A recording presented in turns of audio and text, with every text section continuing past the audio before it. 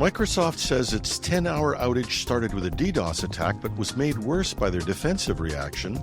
The Canadian Privacy Commissioner is investigating Ticketmaster on behalf of Canadians whose data was affected. A major U.S. blood bank serving several states is paralyzed by a ransomware attack, and the lawsuits have started pouring in from the CrowdStrike outage, not all of them from customers. Welcome to Cybersecurity Today. I'm your host, Jim Love.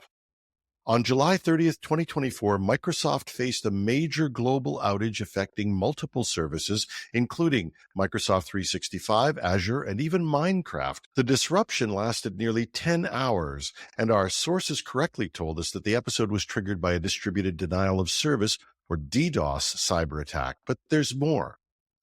Microsoft later confirmed that an error in their DDoS protection mechanisms actually amplified the attack's impact instead of mitigating it. The resulting outage affected services globally, including Azure App Services, the Azure Portal, Microsoft 365, and a pile of other services. To resolve the issue, Microsoft's team implemented network configuration changes and rerouted traffic along alternate paths. And in about 10 hours, systems were largely back up and running. Microsoft has promised to publish a preliminary post-incident review within 72 hours and provide more details about the incident and their response. They've also advised users to set up Azure Services Health Alerts to stay informed about future issues. The event highlights the ongoing challenges in cybersecurity and the potential far-reaching impacts of such attacks on global digital infrastructure. The incident occurred less than 2 weeks after another major IT outage caused by a flawed CrowdStrike update. And while we can beat up on CrowdStrike or Microsoft, we have to ask, when do these isolated failures turn into a wake-up call? Most CIOs and CISOs know that what we've seen is the symptom of a much larger issue.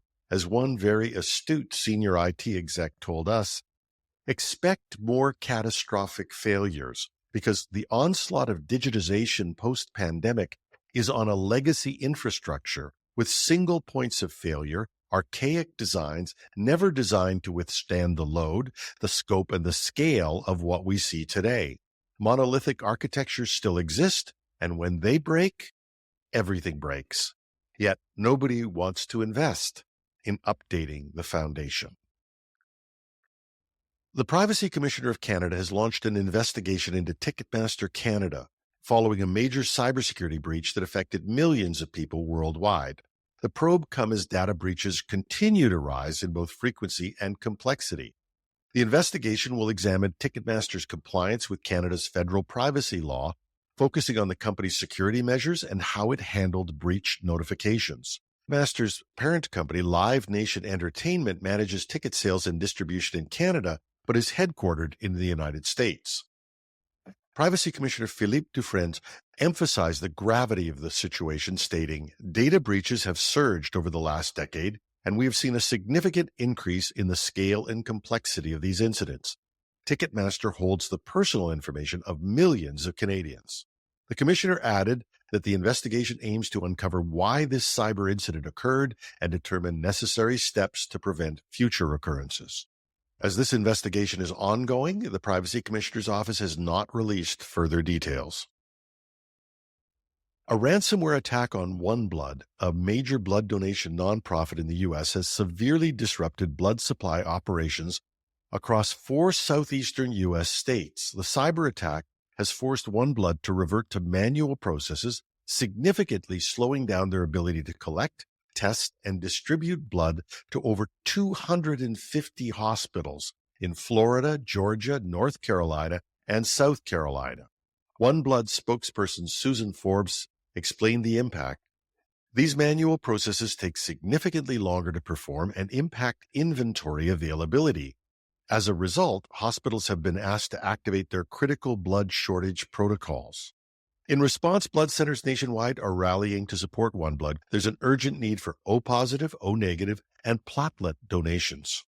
While cybersecurity specialists and government agencies work to restore OneBlood systems, details about the attack's origin and the potential data theft remain unclear. This incident echoes a similar attack on a New England pathology services lab in June, highlighting the growing vulnerability of healthcare systems to cybercrime. As the investigation continues, OneBlood emphasizes the critical need for blood donations to manage the ongoing shortage caused by this cyber attack, underscoring the real-world impact of digital threats on public health. And in a series of escalating events, cybersecurity firm CrowdStrike is facing legal challenges on multiple fronts following a disastrous software update in July. The company is now battling both corporate giants and individual investors over the incident that crashed millions of Windows systems worldwide. In one example, Delta Airlines CEO Ed Bastian publicly criticized CrowdStrike and Microsoft for the outage that reportedly cost the airline $500 million. Speaking on CNBC, Bastian said, "If you're going to have priority access to the Delta ecosystem in terms of technology, you've got to test this stuff." And although Delta has hired a high-profile attorney, suing CrowdStrike on the basis of the update might be an uphill battle, as most license agreements contain a limitation of liability clause, which limits damages, usually to either the amount paid in licenses or to some predictable multiple of that amount. But given the stakes, we may be in a position to find out how well those clauses will hold up in a situation like this. But there's also another type of lawsuit that could come from companies who have not signed licenses. Adding to CrowdStrike's woes, the Plymouth County Retirement Association has filed a class action lawsuit in Texas federal court.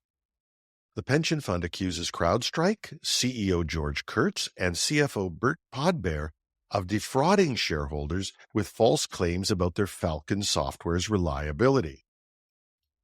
The lawsuit alleges that CrowdStrike's lack of proper testing procedures led to substantial reputational harm and financial losses for investors.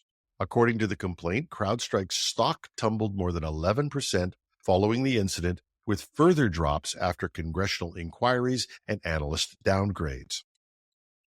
CrowdStrike maintains that the investor lawsuit lacks merit and promises to vigorously defend the company, which they have to do. This is only one investor of many, and lawsuits of this nature could be extremely costly. We'll be digging deeper into these issues on our weekend show with our expert panel. Please join us when the Weekend Review is launched late tonight for early Saturday morning. And that's our show.